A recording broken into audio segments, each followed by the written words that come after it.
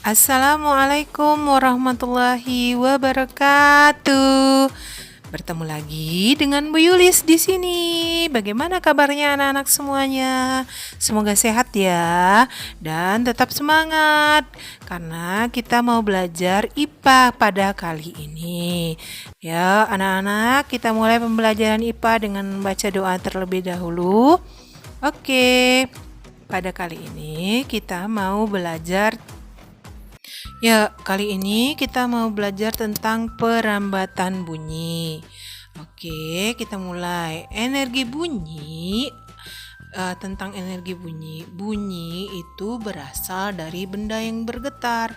Contohnya, pegang tenggorokan kalian. Kemudian kalian teriakkan, "Ah!" Apa yang kalian rasakan? Getaran pada tenggorokanmu itu berasal dari pita suara yang bergetar. Bunyi bisa sampai ke telinga kita, merambat pada media tertentu. Kemudian ada 4 sifat bunyi. Yang pertama, dapat merambat melalui medium zat padat, cair, dan juga udara. Yang kedua, tidak dapat merambat pada ruang hampa udara. Yang ketiga, dia dapat memantul 2 kali pada benda yang padat dan permukaan yang keras. Yang keempat, dapat diserap 2 kali pada permukaan yang lunak. Oke, bunyi itu bisa sampai ke telinga kita dengan merambat melalui berbagai macam media. Nah, perambatan bunyi melalui bermacam media itu antara lain. Yang pertama adalah perambatan bunyi melalui udara. Perambatan bunyi melalui udara itu kita dapat mendengar suara dari kejauhan karena bunyi merambat melalui udara, atau ketika kita mendengar bunyi petir yang menggelegar pada saat hujan mau turun. Nah, contohnya ketika kita mendengarkan radio itu juga bunyi merambat melalui udara ataupun mendengarkan lonceng. Nah, kemudian yang kedua, bunyi merambat melalui benda padat. Benda padat itu antara lain bisa kabel, bisa benang, atau bisa yang lainnya. Bunyi merambat melalui benda padat itu contohnya ketika kalian bermain telepon-teleponan, ya, 2 gelas kalian hubungkan dengan 1 benang, maka akan bisa kalian mendengarkan salah satu mendengarkan dan salah satu bicara.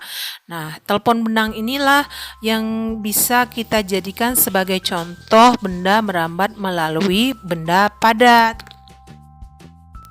Selanjutnya adalah perambatan bunyi melalui benda cair. Benda cair juga bisa sebagai media untuk bunyi sampai ke telinga kita. Dari gambar nih kita bisa lihat anak-anak yang memasukkan jam ke dalam baskom yang berisi air. Nah, ternyata ketika didekatkan telinga ke air, anak tersebut masih bisa mendengarkan detak jarum jam yang ada di dalam air. Nah, itu bisa membuktikan kalau bunyi bisa merambat di dalam air.